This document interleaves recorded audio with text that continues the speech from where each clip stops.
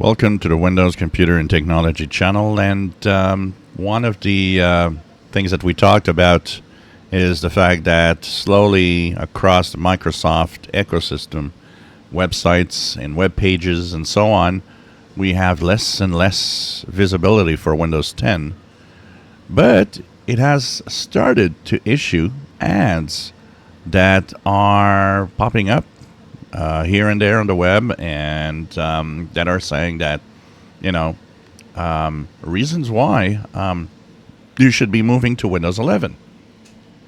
And it will list tons of little things that, why Windows 11 is so much better than Windows 10.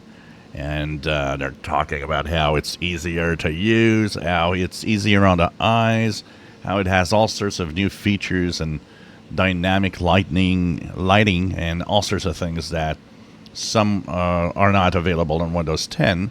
Yet, when you look at the list of what they're saying, there's very little in there that actual regular folks really care about.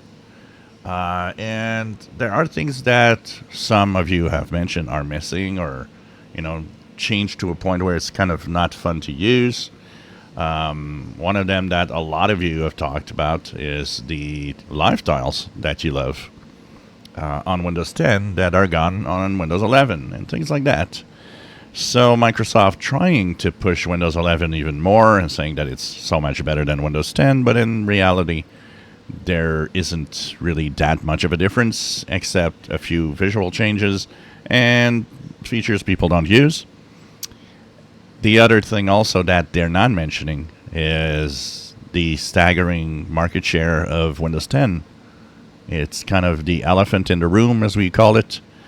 It's like they're everywhere, but, no, Windows 11 is better, apparently. So we'll probably see more and more of that as we are moving ahead. And, options that will be available if you do not buy a new PC.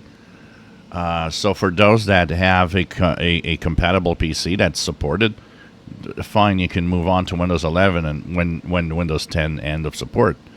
But for a lot of people that will not have a new PC that doesn't have support for Windows 11, what are the options that are going to be left?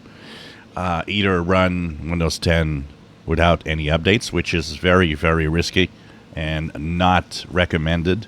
Even some security experts are warning that they're kind of scared about those that will do that and the impact it could have. The other one would be if you pay for extended support, you could have 3 more years. That will extend your machine. I believe more people than you can imagine will do this. A lot of people will pay for it. I have no doubt for that. The last resort will be you could run Windows 11 unsupported. That will work, and that will give you more time on your PC. Microsoft will, probably not close that loophole where you can run Windows 11 if you want, but it's just not supported. And of course, if you don't have too much very exceptional things to do, because Linux users are posting tons of comments here, and it's obvious that they're totally out of range of what actually people do on Windows. For the most part, a lot of people that have specialized software and hardware like I do, it's impossible to run Linux here. And not just that, people don't care about Linux, don't want to use Linux, and don't even know what Linux is. And that's the funniest thing, is only, more kind of PC enthusiasts know about it. It's just funny. So you can run that if you feel like you want to try it. That will give you also some years to your PC that you might not want to upgrade right now. Or, it's one of the things that I get all the time is, I understand. I've seen it as a tech guy too.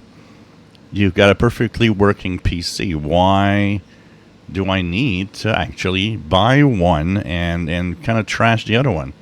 And this is a very valid, question, because it works. There's a nonsense in there in having to change it just because you can't move on. So we'll see what happens next, but Microsoft is visibly trying to really push people to Windows 11. If you enjoy my videos, please subscribe, give us thumbs up. Thank you for watching.